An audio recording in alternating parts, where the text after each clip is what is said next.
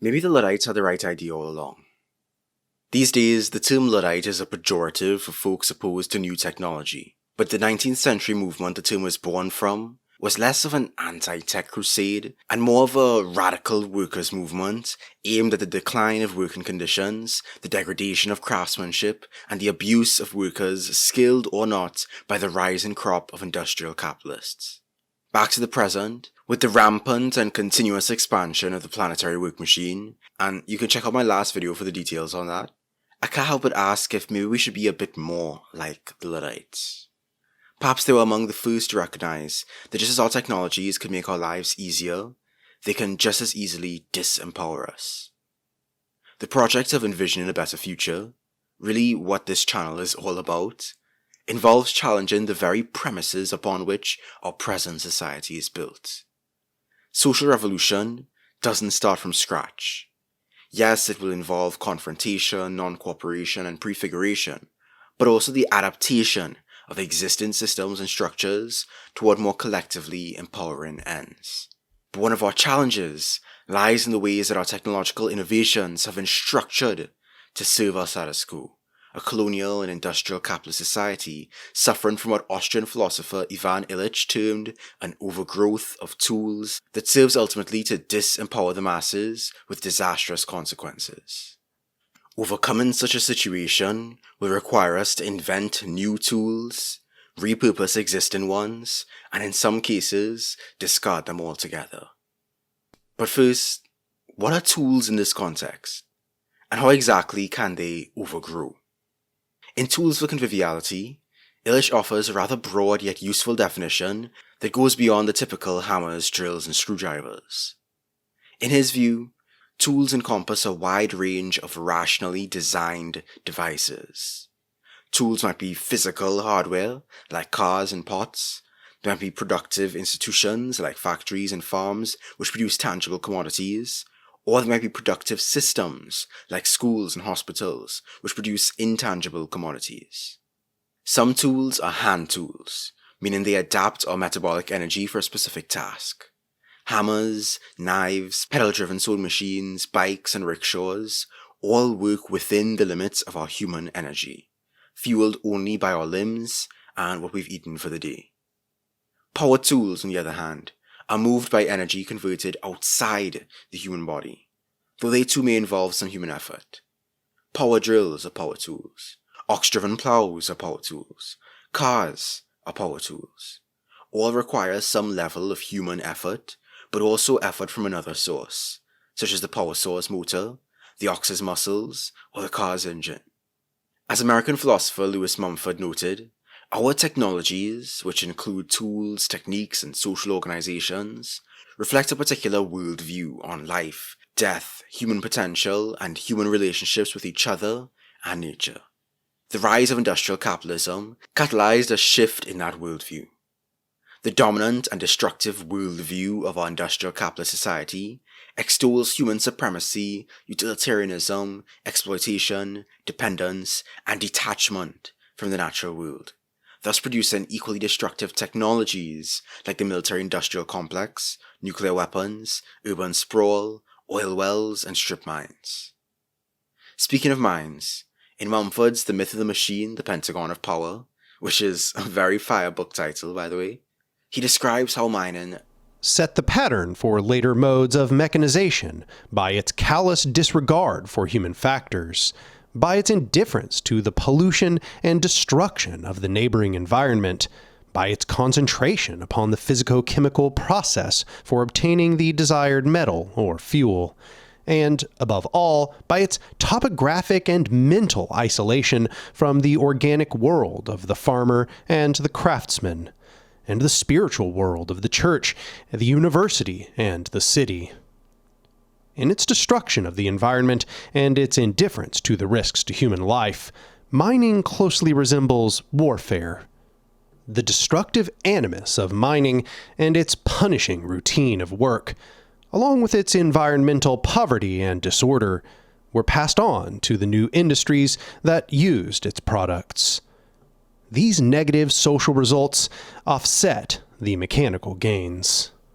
Mining was just one step in the Industrial Revolution, alongside the invention of the steam engine and the assembly line, and the revolution only truly ended when industrial ways became the status quo. I believe humanity has benefited tremendously from the fruits of that revolution, but we've also suffered some disastrous consequences, much like with the agricultural revolution. Illich argues that since then, our tools have undergone two major turning points.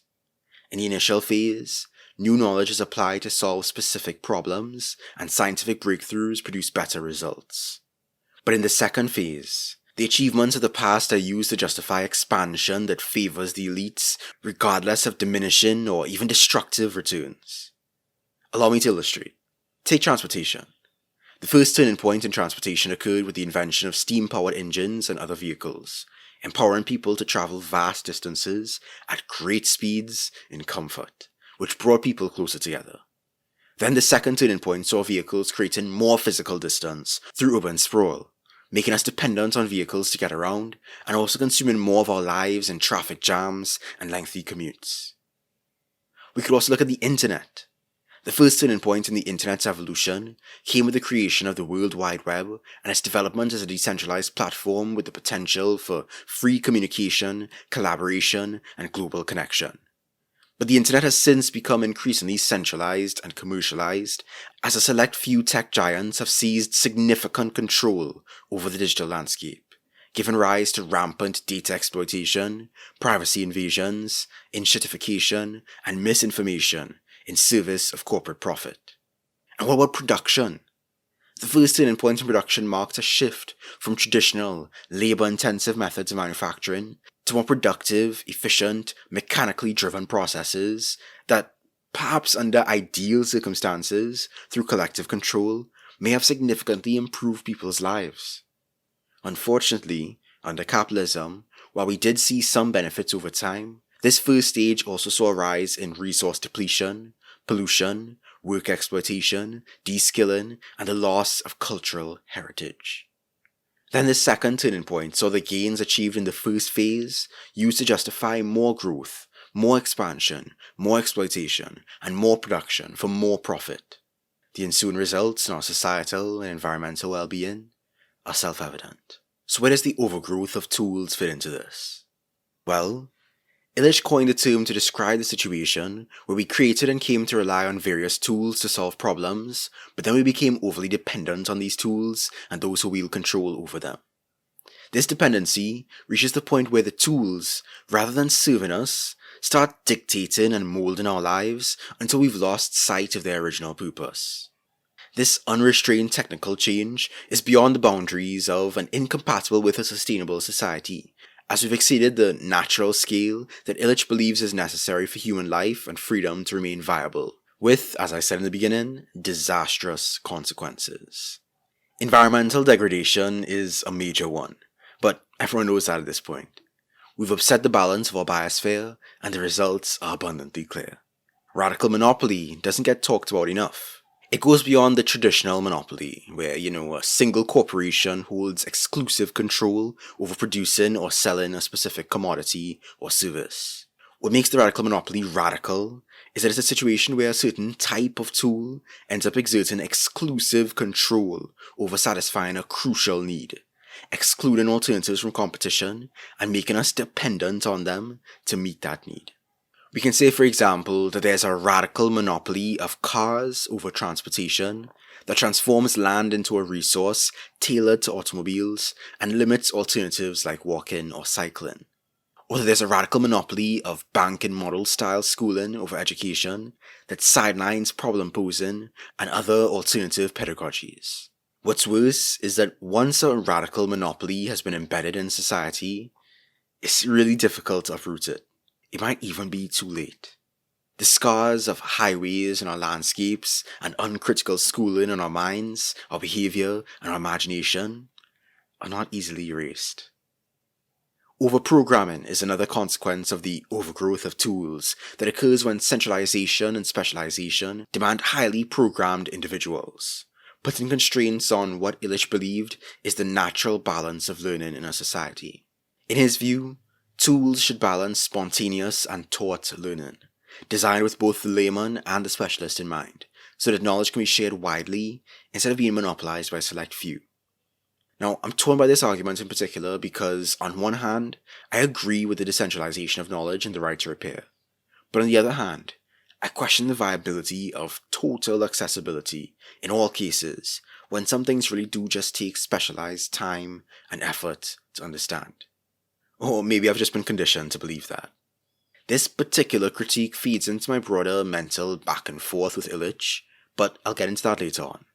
We should also talk about how the overgrowth of tools creates a process of obsolescence, which is when older products are devalued or in some cases designed to break down in order to create markets for new ones, tying consumers' self-worth and status to the constant pursuit of the latest products, and creating a perpetual cycle of consumption based on the belief that newer is better.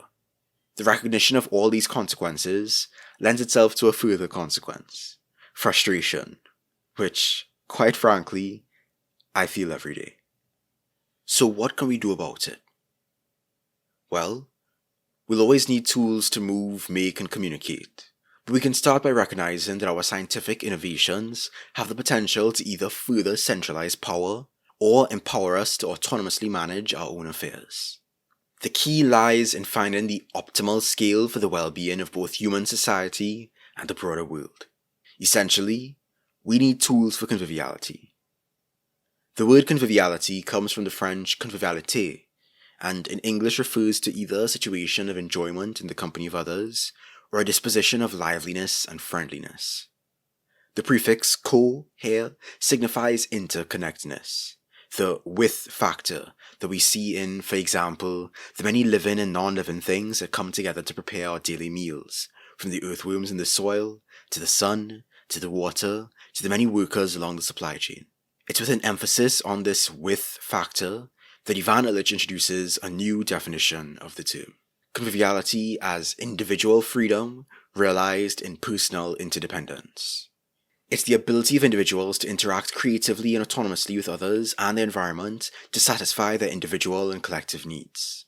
Convivial tools are those which are robust and durable, preserve or enhance ecosystems, level unequal power dynamics, and give each person who uses them the greatest opportunity to enrich the environment with the fruits of their vision. Tools foster conviviality when they can be easily used without certification by pretty much anyone, at any time, for any purpose they choose. In practice, researchers Mario Pansera and Mariano Fasoli developed 5 core criteria to evaluate convivial tools: relatedness, accessibility, adaptability, biointeraction, and appropriateness. Relatedness requires us to question how tools, be they physical hardware, productive institutions, or productive systems, can facilitate relationships between people. Accessibility asks us how possible it is for laypeople of various abilities to design, create, manage, modify, repair, and control their tools. Adaptability refers to the capacity of convivial tools to adapt to different scales, ownership models, and users' needs.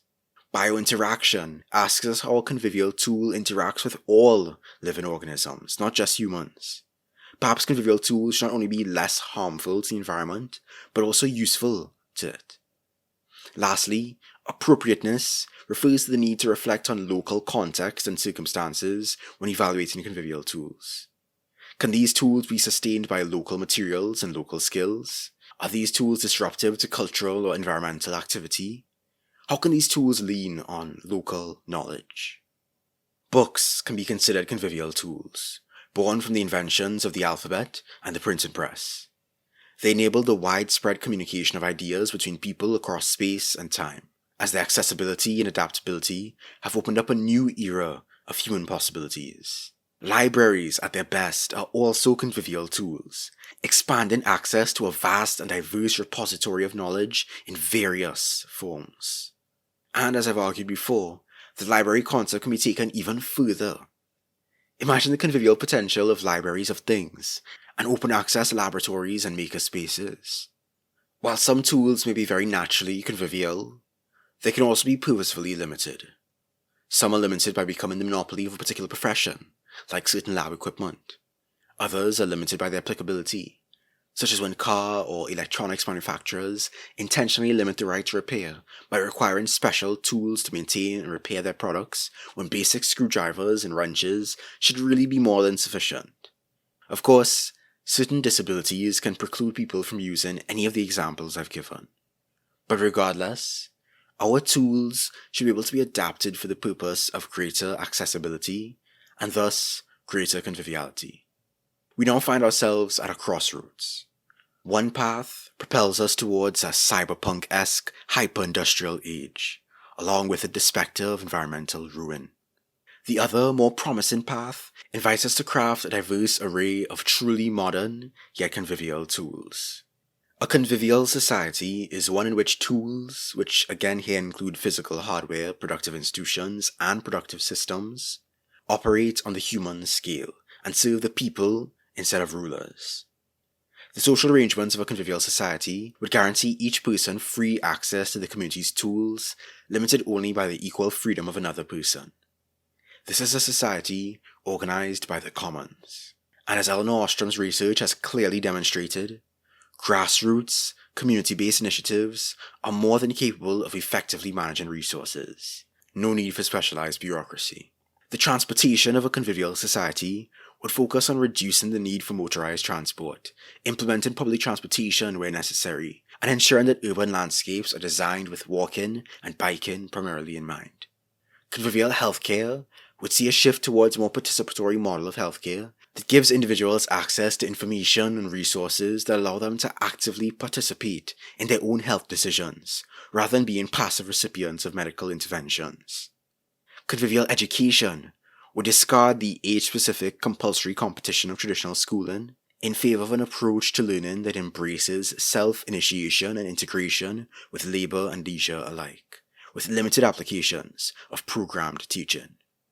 I'll save the topic of deschooling society for a future video. Research in a convivial society, which Illich calls counterfoil research, encompasses two key objectives: offering guidelines to identify potentially harmful logic and tools, and developing tools that optimize the balance of life, guided by the principle that the freedom of the many is tied to the freedom of the few. So counterfoil research would look at the relationship between people and their tools, explore the available resources and the consequences of their use, and raise awareness of tools that might threaten the balance of life and disproportionately affect particular groups. A convivial society, however, may not necessarily discard all non-convivial tools. Quote, "It is possible that not every means of desirable production in a post-industrial society would fit the criteria of conviviality. It's probable that even in an overwhelmingly convivial world, some communities would choose greater affluence at the cost of some restrictions on creativity. It's a mistake to believe that all large tools and all centralized production would have to be excluded from a convivial society. It would equally be a mistake to demand that, for the sake of conviviality, the distribution of industrial goods and services be reduced to the minimum consistent with survival in order to protect the maximum equal right to self-determined participation." So even Illich recognizes that we will always have to navigate and negotiate a balance between convivial tools and non-convivial tools. It won't be either or. The criteria of conviviality should be considered a guide for the continuous process by which people understand their tools and defend their freedom. The pursuit of a convivial society must disrupt the current model of industry, but that doesn't mean that we return to a subsistence-based pre-industrial way of life. A convivial society must be dynamic, not stagnant, ever-changing, yet not imposing or accelerating beyond what people can adapt to. Bottom up, not top down. Quote, "Turning basic institutions upside down and inside out is what the adoption of a convivial mode of production would require. Such an inversion of society is beyond the managers of present institutions." In other words, a convivial transformation needs a social revolution that, as Alexander Berkman put it, seeks to alter the whole character of society. Such a revolution would involve acts of confrontation, non-cooperation, and prefiguration. It would require a shift in our powers, our drives, and our consciousness. All this is beyond the scope of this video. If you're curious, you can check out my video on the subject, link below.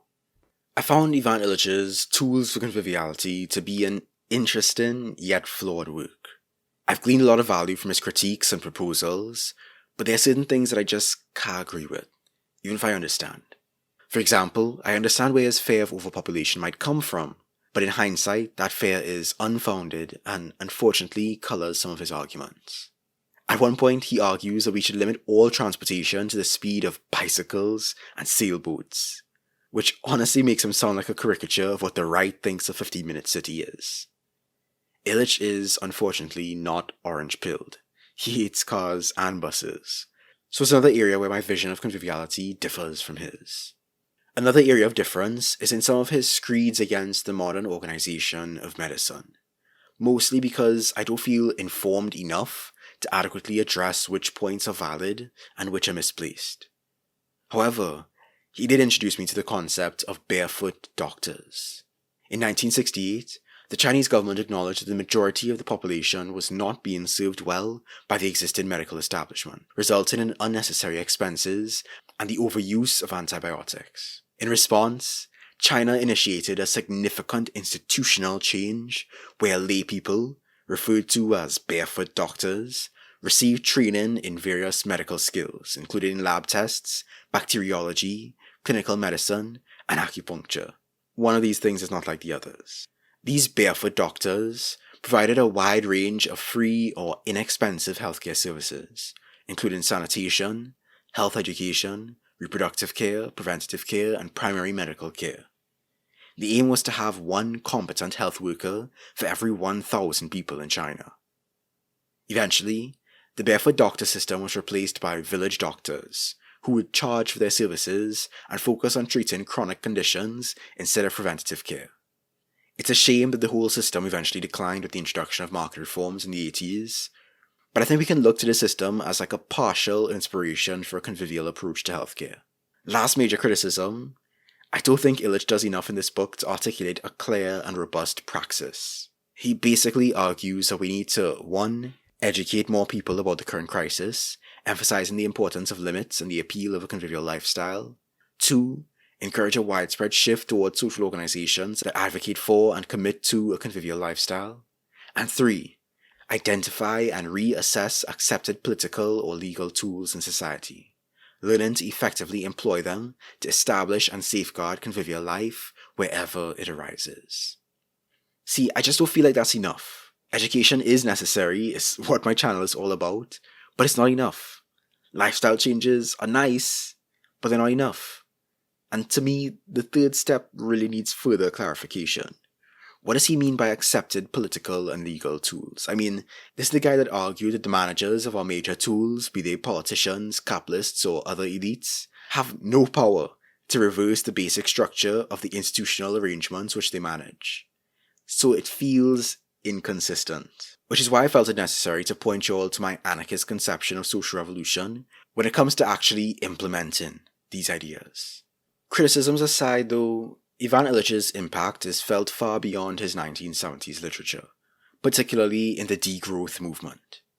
Now, I've already done a video on the subject of degrowth, but in essence, degrowth is a planned, collectively organized restructuring of the economy and downscaling of energy and resource use to transition the economy back into balance with the living world in a safe, just, and equitable way. Illich's concept of conviviality in the context of degrowth is used to describe public spaces, movements, and a society that, as a whole, values joyful sobriety, responsible consumption, and the use of limited tools that are emancipatory and responsive to human needs. Many of the degrowth movement's shifts from growth-oriented to post-growth-oriented organizations fit well with the aims of conviviality. Where growth-oriented organizations are privately owned and autocratic, value profit-making, commodify resources, monopolize intellectual property, etc., post-growth-oriented organizations favor collective and democratic forms of ownership, value socioeconomic justice, protect the commons, distribute knowledge, utilize convivial forms of technology, and more. Based on the Convivialist Manifesto, signed by 65 people and published in 2013, German sociologist Frank Adloff proposed a convivial test of 4 questions to offer us some guidance in our socio-political organizations going forward. A. Does it respect the principle of common humanity and equal human dignity, or do some groups place themselves above others, externalizing the negative consequences of their actions? B. Does it realize the principle of common solidarity, based on the notion that the quality of our social relations is our greatest treasure? C. Does it respect the principle of individuation, which means that we all differ from each other and want to be acknowledged and respected in our individuality? And D. Does it allow conflicts on the one hand and control them on the other so they don't escalate? Overall, I believe the concept of conviviality has great potential for positively transforming our society, our economy, and our future. It reminds us that, above all, we are social beings dependent on each other, and we can create tools that allow us to reclaim control over our shared lives. All power to all the people. Peace. Thanks for watching. Please like, comment, subscribe, and share with your fellow peoples. Thanks to the seedlings, the saplings, and especially the roots for making all this possible, including our newest members, Ethan Hammonds and Jagila Malloy. You can join these beautiful humans and support me too on patreon.com/sainttrue. Check out my other videos for a range of radical topics. Thanks again. Peace.